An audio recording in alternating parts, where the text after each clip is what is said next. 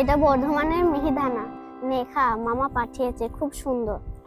আচ্ছা নদী, তুই যখন বড় হয়ে বিয়ে করে চলে যাবি তখন আমাকে আর কে এভাবে যত্ন নেবে বল? ধুর, আমি তো বিয়েই করব না, আর যদিও করি তোকেই করব। কি করবি তো আমায় বিয়ে? করবো বললেই কি হবে? তোর বাবা তো তোর সাথে আমাকে মিশতেই দেয় না, সেখানে বিয়ে তো অনেক দূরের কথা। ছাড় তো এসব কথা। আমি আমার বাবাকে চিনি, আমার বাবা আমার কথার বিপক্ষে যাবে না। তুই অত বড় মানুষই না করে খাতো, নেখা। মা নদী, তুই এখানে? তোকে সারাক্ষণ খুঁজে খুঁজে বেড়াচ্ছি। আয় মা, এদিকে আয়।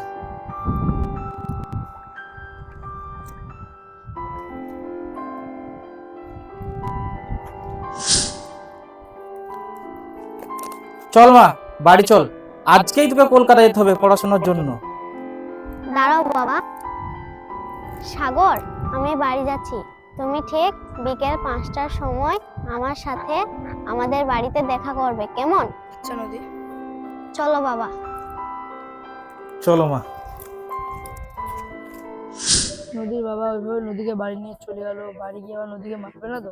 আমি এক্ষুনি গিয়ে দেখবো। ছি নদী, তুই আমার মেয়ে হয়ে রাস্তার একটা ফকিরের সঙ্গে মিশিস, লজ্জা করে না? লজ্জা লাগবে কেন বাবা? সাগর ফকির নয়, সে একজন মানুষ। আর তার সঙ্গে মিশতে আমার লজ্জা নয়, বরঞ্চ ভালোই লাগে। সে আমার খুব কাছের বন্ধু। আচ্ছা আচ্ছা আচ্ছা, সরি ডার্লিং, বসো। তোমার ব্যাগপত্র গুছিয়ে নাও, আজকেই যেতে হবে, কেমন? ঠিক আছে বাবা। শালা সাগরটাকে, শালা ফকিরের বাচ্চা হয়ে আমার মেয়ের সঙ্গে নেশা দেখাচ্ছে।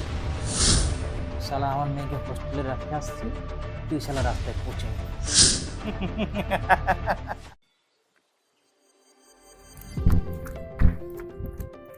নদী, তুমি আজকে শহরে চলে যাচ্ছ? হ্যাঁ সাগর, আমি আজকেই চলে যাচ্ছি। নদী, তুমি ওখানে গিয়ে আমাকে ভুলে যাবে না তো? না সাগর, আমি তোমাকে ওখানে গিয়ে কোনোদিনও ভুলে যাব না। তুমি আমাকে কথা দাও যে তুমি আমাকে ভুলে যাবে না, আর বড় হয়ে আমাকে বিয়ে করবে।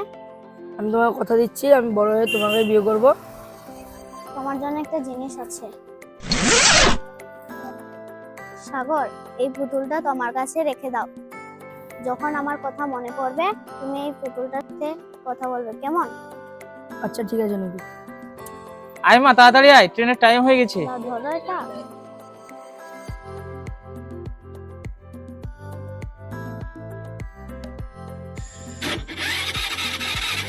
এর পরের ঘটনা